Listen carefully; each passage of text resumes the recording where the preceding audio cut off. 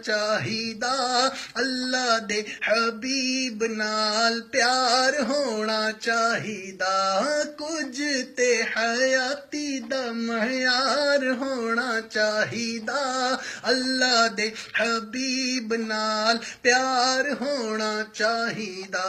सानू यारे गार ने ए दसे आए दोस्तो, सब कुछ हुजूर तो निसार होना चाहिदा, जेड़े तेरे नाम दियां महफिलां सजांदे ने, उन्हां बेलियां दा बेड़ा पार होना चाहिदा।